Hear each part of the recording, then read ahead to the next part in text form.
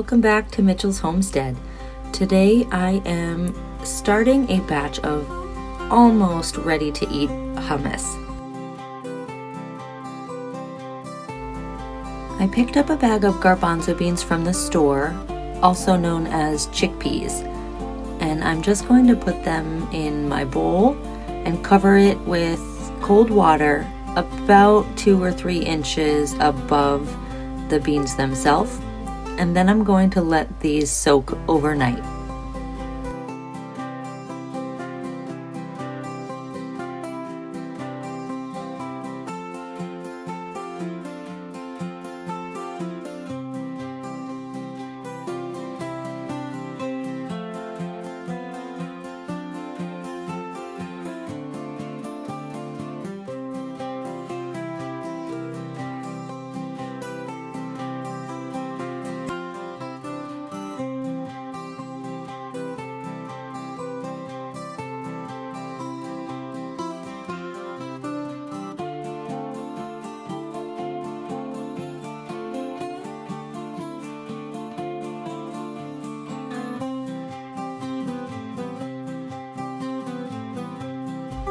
Alright, I had these soaking overnight for almost 10 hours.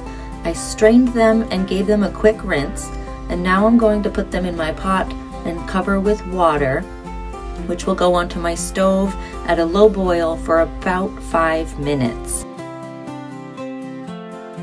After 5 minutes of boiling, I'm going to strain these again, but I'm going to reserve some of the water so that I can add it to my canning jars.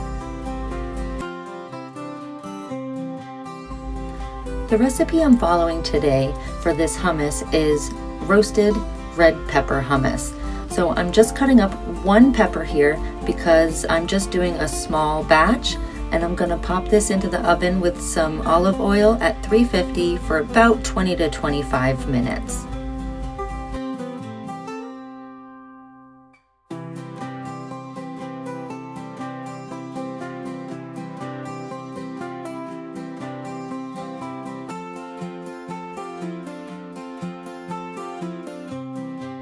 You could probably even put the peppers in your air fryer and also on the grill outside, especially if you like a little bit more of that char flavor.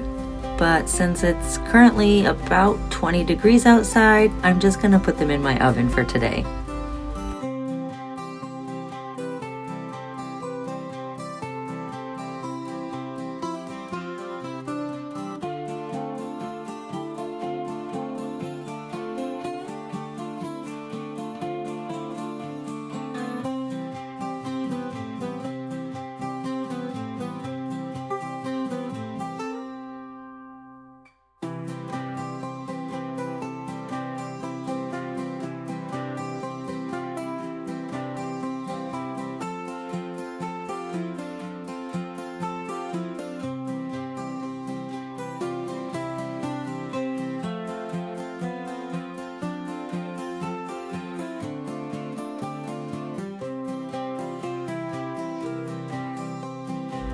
While my red pepper is roasting, I'm going to add in the additional ingredients for this hummus recipe. Now it does call for toasted sesame seeds, which I happen to have, but if you only have the regular sesame seeds, you can toast those for a few minutes in the oven as well before adding them to your jars. I'm putting 2 tablespoons of sesame seeds in each jar.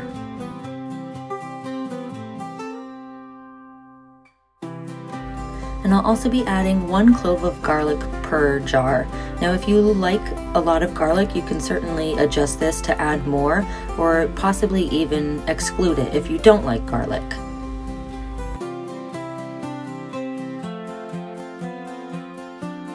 Now I'm using a wide mouth canning jar, and that's because, as I mentioned earlier, this is an almost ready to eat hummus, which means it will have to be blended before you eat it. And the wide mouth jar is enough space to accommodate an immersion blender if you have one. Otherwise, you can just dump the contents into a bullet blender or a regular blender you might have.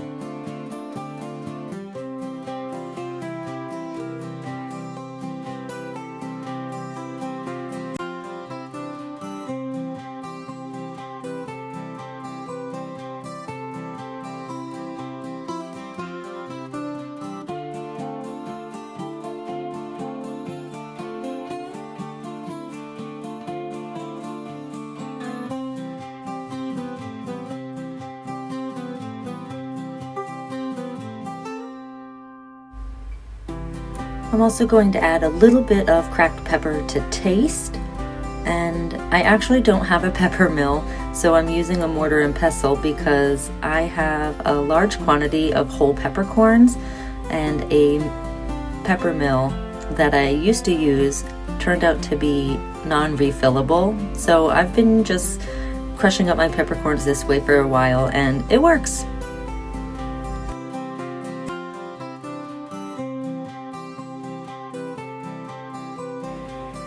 I'll be adding approximately 1/4 teaspoon of pepper per jar.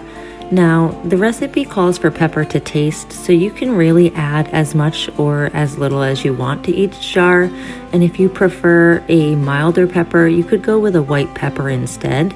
But again, I have tons of black peppercorns, so I'm using some of those up.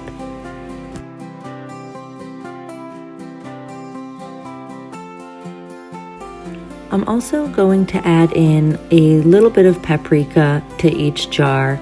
Again, this is an ingredient that's listed as to taste, so you can add as much or as little as you would like.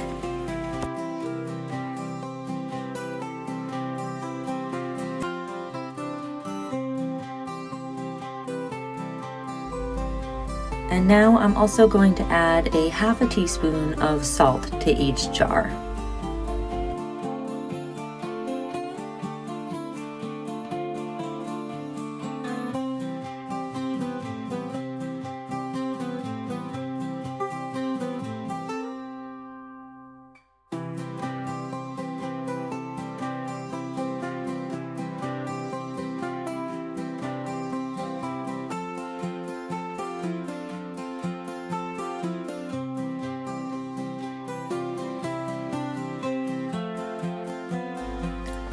The recipe calls for a 1/4 cup of lemon juice per jar.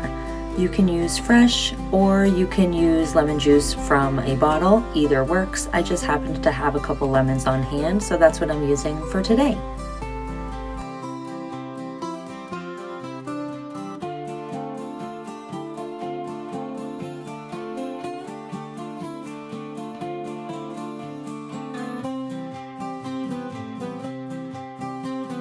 I'm using a strainer because I squeezed my lemon juice into a small bowl and I don't want the seeds getting into my jars, so the strainer will keep those from getting through.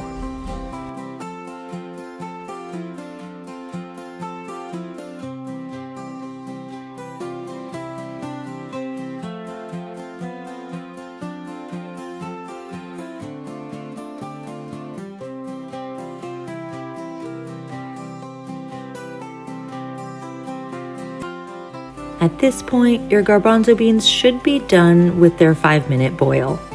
And remember to strain your beans and reserve some of that liquid.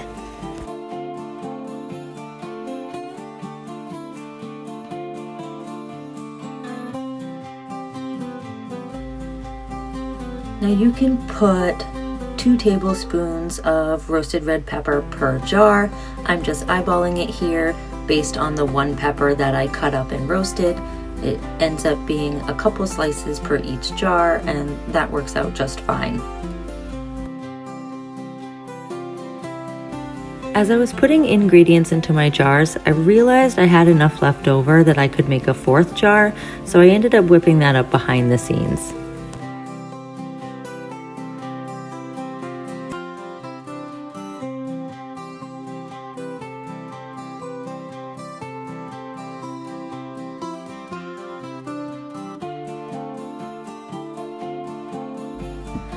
Once your beans are strained, you're going to add 1 cup per jar, and that's because you need to make sure that you leave room for them to expand when they go through the pressure canning process.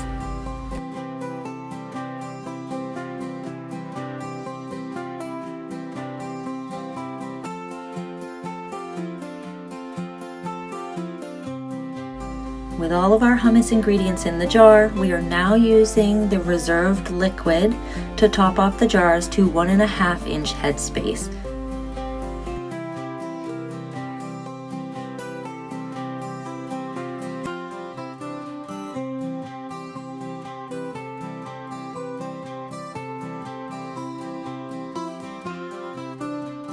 You want to leave 1.5 inches headspace in your jars because through the pressure canning process, the contents will expand a little bit, and you want to make sure you don't have any spillage through the seals as the air is escaping through the process. I did end up having some leftover beans, and that's fine because I'm planning to use them in a chili later on this week, and they're already soaked and prepped to go into the crock pot.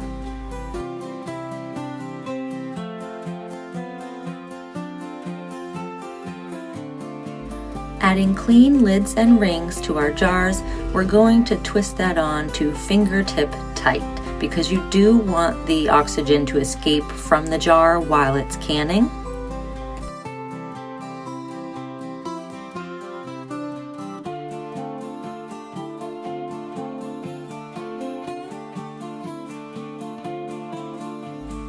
And in our pressure canner, we're going to add 3 quarts of water. Pressure cooking at 15 pounds for 75 minutes.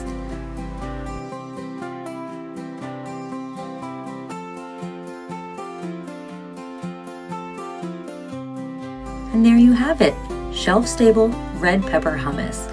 All you need to do is put it in a blender or use an immersion blender. I also saved my lemon peels, which I added to a jar with some white vinegar, and I'll use this as a cleaner in a couple weeks.